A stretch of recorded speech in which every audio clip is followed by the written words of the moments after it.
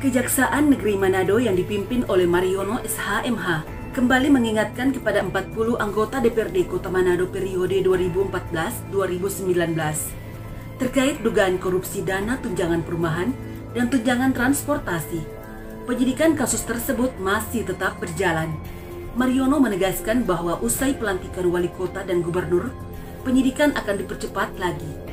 Untuk itu lebih dipertegas lagi bahwa uang korupsi itu segera dikembalikan ke kas negara.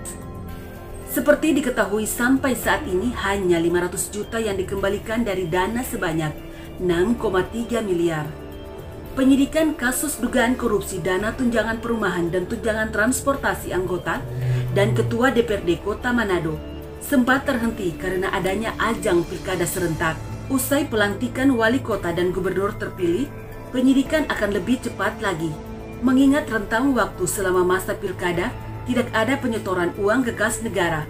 Dari awal hingga saat ini hanya 500 juta dari beberapa anggota DPRD yang sudah menyetor ke Kejaksaan Negeri Manado untuk dititipkan. Padahal dana yang diduga dikorupsi sebanyak 6,3 miliar. Oleh karenanya, Kepala Kejaksaan Negeri Manado menghimbau kepada 40 anggota DPRD dan ketua periode 2014-2019 segeralah mengembalikan uang negara sebanyak 6,3 miliar sebelum ada kekuatan hukum tetap.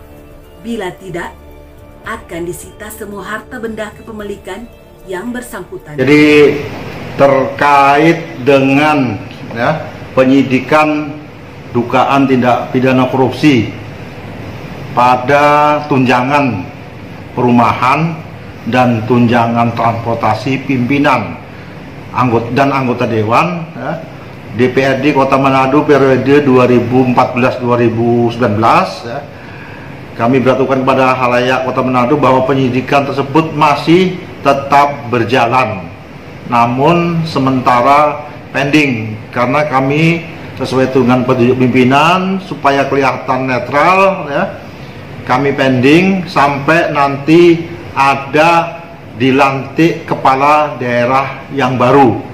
Karena di dulu SFB itu apabila penyidikan dilakukan terhadap orang atau instansi, di situ ada partai politik dan dimungkinkan dari anggota partai tersebut akan mencalonkan sebagai kepala daerah, maka penyidikan sementara dipending. Dalam kesempatan ini kami beratukan lagi, kami himbau kepada anggota dewan periode tersebut yang merasa pernah menerima, karena selama ini infonya mereka tidak tahu. Saya kasih tahu bahwa mereka pernah menerima tunjangan perumahan maupun transportasi yang diduga tidak sah, melebihi ketentuan. Tolong segera kembalikan, masih kami kesempatan supaya dikembalikan atau dititipkan lewat penyidik Kejaksaan Negeri Manado. Karena sampai saat ini belum ada perubahan. Yang kami terima uang titipan tersebut baru sekitar hampir 500 juta, 400 juta sekian dari 6 atau 7 anggota dewan. Oleh karena itu kami menghimbau untuk supaya dikembalikan, jangan sampai nantinya setelah berproses hukum mempunyai kekuatan hukum tetap dan harus mengembalikan, terpaksa kami harus menyita harta bendanya untuk mengembalikan kerugian negara tersebut. Itu totalnya berapa semua?